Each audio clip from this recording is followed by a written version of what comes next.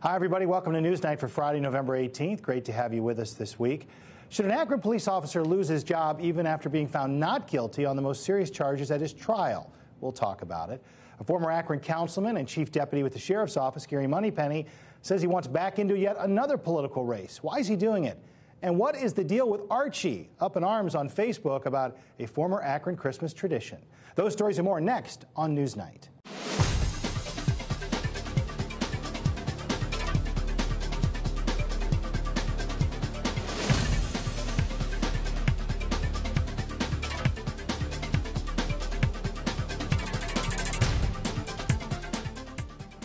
A broad range of topics. Let's get right to them this week. Great to have with us Ed Esposito here from WAKR.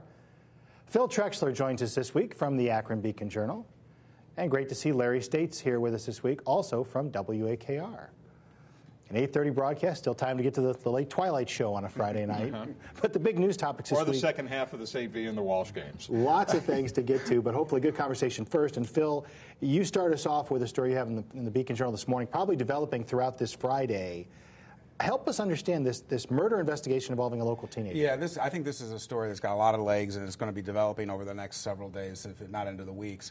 What we have here is down in Noble County. They have a gentleman who was first lured a couple weeks ago to their area on the pretense through a Craigslist ad to help work a cattle farm down there. It turns out the guy was set up for a robbery and was shot in the process, hid for 7 hours, called the police finally.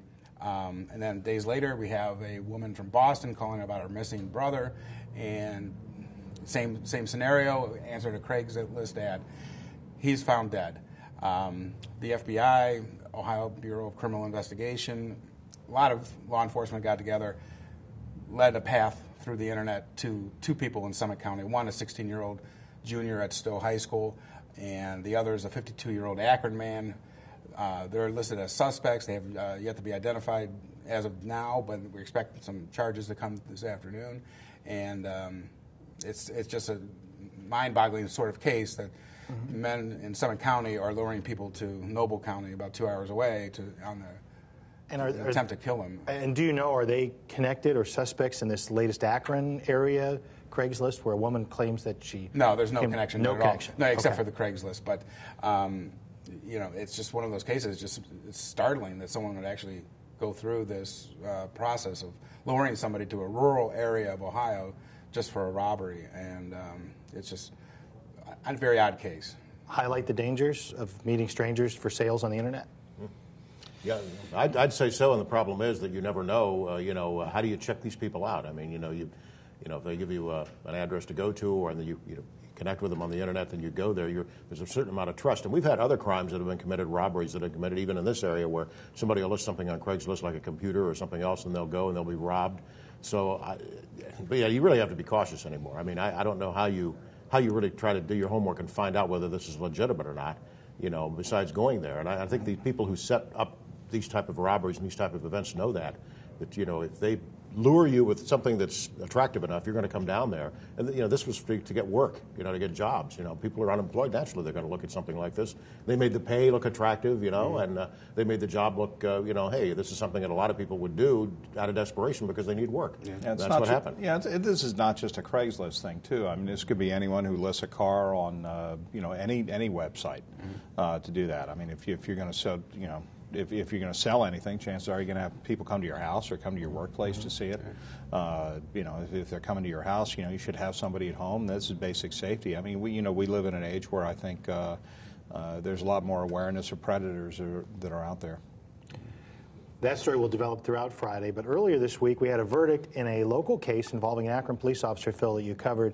He's been on the force 4 years, found not guilty of domestic violence, so why would there still be engagement about whether he should keep his job? Well, this involves Officer Tito Corral, and it goes back to a case of a domestic dispute with his girlfriend back in May. He was acquitted of the domestic violence. Federal statutes call for, don't allow an officer to carry a gun if he's convicted of domestic violence. So he seems to be out of the woods in that area. However, talking to Police Chief Jim Nice, he says that doesn't necessarily mean that he's out of the woods here. I know that through talking to some of the folks at APD that there are certainly some sentiment there that just because he's acquitted of the criminal action doesn't mean he didn't violate policies and procedures within the department. So there's a good chance that he's going to go through an internal investigation. And while they say that they're going to keep an open mind about it, I know that there's some folks within the department that think that his conduct warrants termination. And this was from one night in an argument with his wife, or was this a pattern of things? Well, it's a girlfriend, and it was on 2 days. In one instance, he handcuffed her after he alleges that she slapped him. He tried to restrain her, and he used his department handcuffs. He called his supervisor out there. 10 days later, there was another dispute in which she barricaded herself, and he used pepper spray in an effort to remove her from a room.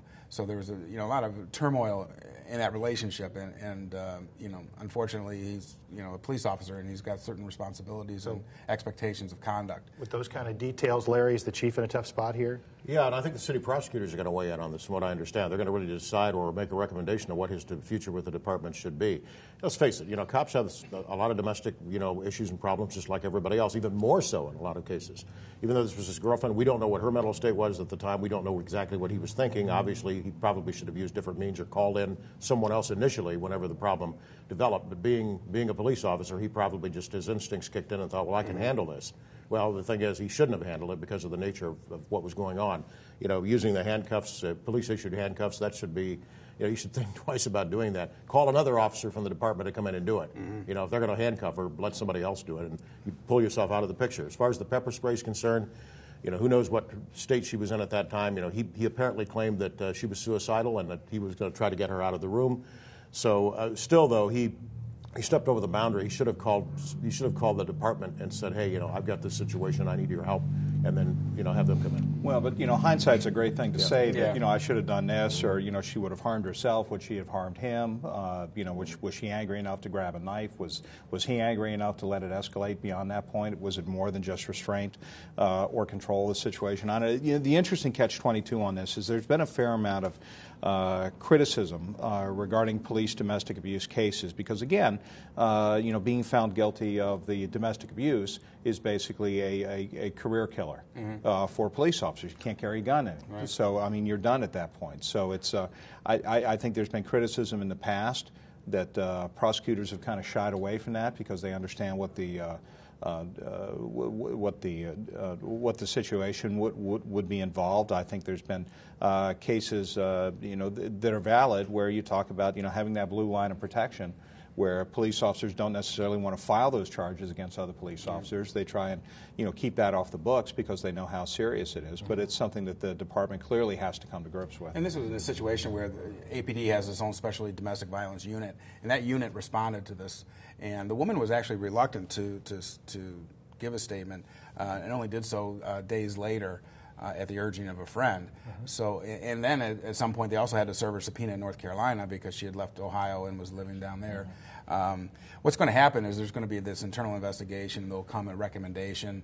And what are they looking at, though? The case has been tried. What are you looking at? Well, they're looking at did he violate policies and procedures from within the department, conduct on becoming an officer, et cetera. And the police chief will make a recommendation. Guaranteed that whatever discipline comes out of this, that Paul Helinski, on one way or the other. Paul Helinski and the FOP are going to agree with it, and this will be a long carried out process. Mm-hmm. But it was certainly something that the high-ranking officials at APD took very seriously, and they continue to do so. He's only been on the force 4 years. If this is a personality issue, shouldn't they have seen this before he came on the department? You would think so, but then again, this is not Big Brother state, not yet. You just see, police officers like anybody else have a right to go home and live their own lives. Right. So, I don't think there's anything in his jacket work related. No excessive force or anything. Have you seen anything? No, I've not seen anything. I've heard there's been some problems there within the department, and nothing that rose to the level of criminal conduct. I want to talk about the money we invest in police officers as we move the discussion now to NewsNite.net. For more NewsNite content, including extended discussions, full interviews, and the chance to speak your mind about the issues, join us online at NewsNite.net. It's a common name in political circles across Summit County, Gary Moneypenny, one-time Akron Ward Councilman, Springfield Township Police Officer, and then Chief Deputy with the Sheriff's Office. Friday morning's Beacon Journal breaks the news that he now says he wants to be sheriff. And this strikes a lot of people as odd because Gary Moneypenny and the current sheriff, Drew Alexander, are great friends and great supporters of one another. So I'm trying to take it all in as to why in the world would he want to be sheriff other than, is it a Democratic Party move because 2 other Democrats have decided to run for sheriff? And typically, no Democrat has run against Republican Drew Alexander. Well, in the first place, is there gamesmanship going on here? Yes, I mean, politics is chess. I mean, it's also chess trying to figure out: are you going to have enough of a wave in 2012 that is going to carry coattails? It's very involved. These are moves that you're looking at that have more to do with November of 2012 than they do with November of 2011. He can always change his mind if he wants to, or they can just look at this as an opportunity that you're running in against an incumbent that's been in office for a while, and there may be an anti-incumbent feeling. There sure as heck is with Congress these days. Is that something that you use an advantage? And, and is Gary Moneypenny a loyal soldier of the party? Yeah, that also begs the question of what's going to happen now with the relationship between Gary Moneypenny and Drew Alexander, which has been pretty close.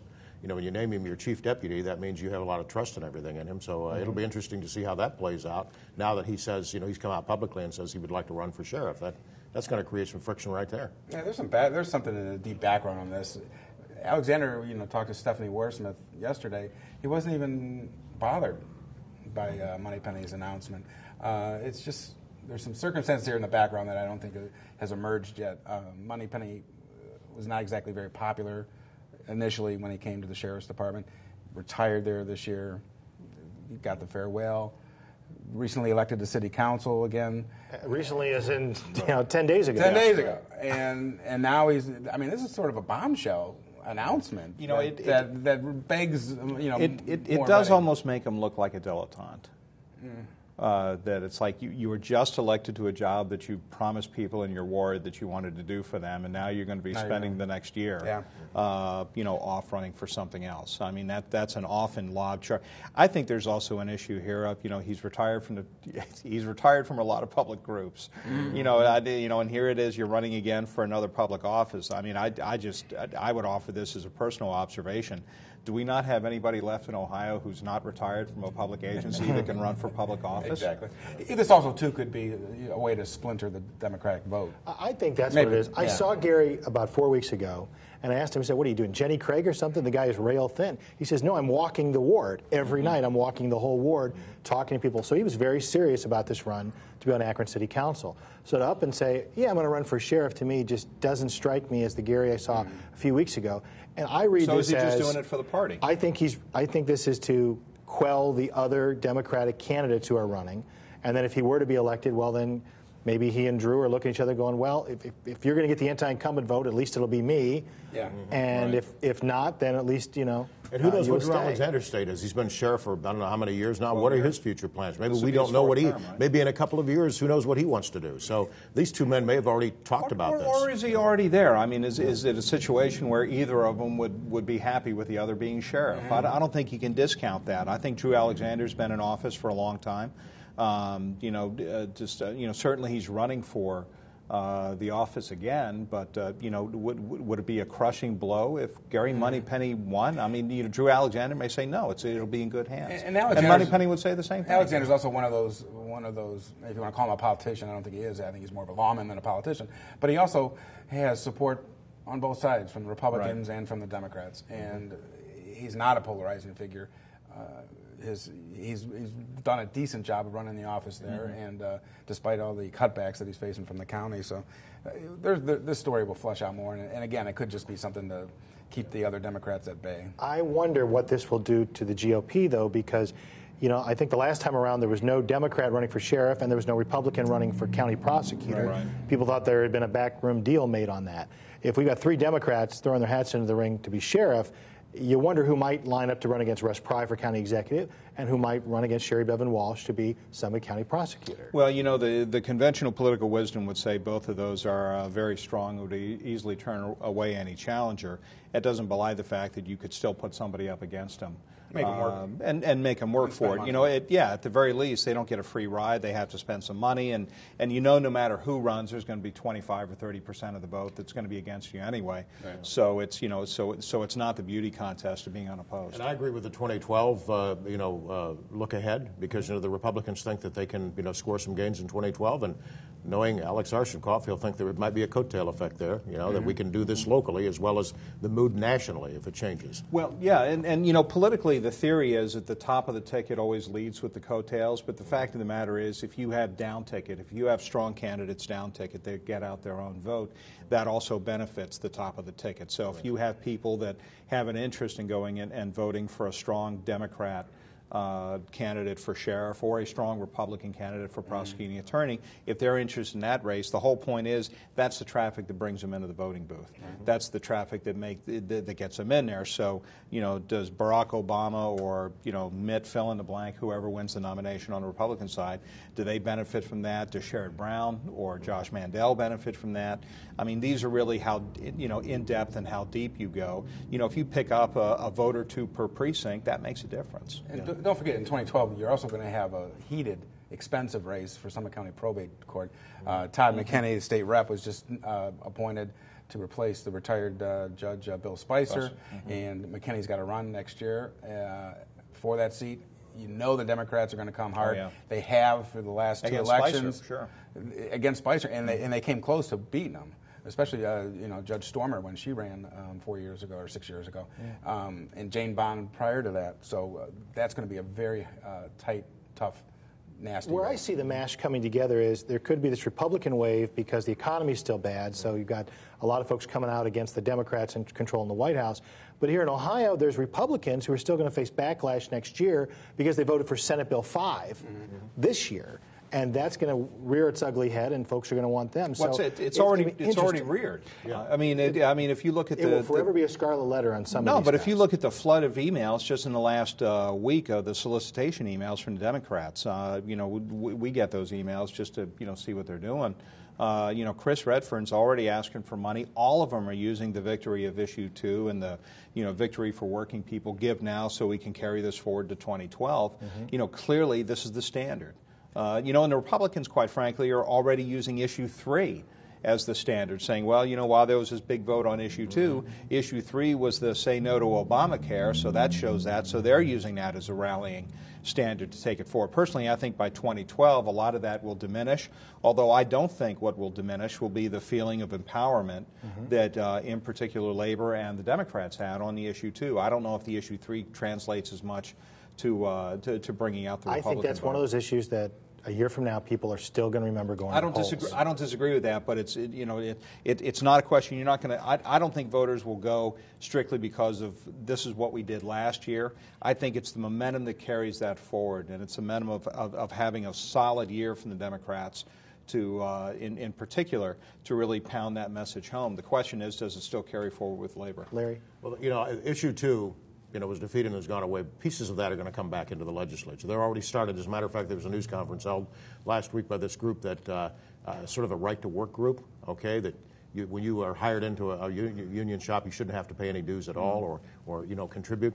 They're trying to get back in now. Pieces of Issue 2 will be back in the legislature again. The Republicans have not totally given up on that. Yeah, they're just going to try to piecemeal it. The right-to-work thing is mostly a Tea Party thing. It's not the Republicans. The statewide Republicans have actually backed away from that because they don't want to open that can of worms so close to the election. There'll be other pieces of it that come up, though. I want to talk about the timing of some of this as we move this discussion now to NewsNite.net.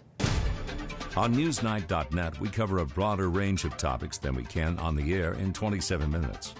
Be part of the conversation on our Facebook page and at NewsNite.net. The ripple effect of the vote on Election Day has really hit Norton hard. Announcements this week that its EMS and fire won't be staffed the way it used to, including, Larry, at times nobody in the building. Well, they got rid of 41 shifts immediately. 79 more are going to be going. 9 firefighters and EMS are gone, okay, because of the fact that the voters didn't renew a fire levy. Most renewals you kind of expect to pass. They didn't approve police and fire. Exactly, police and fire. I don't know what's going on in Norton. Maybe there's another political battle brewing over there. There's always turmoil in politics over there, and I think it's spilled over into this levy. This was a renewal levy, okay, to try to fund this department.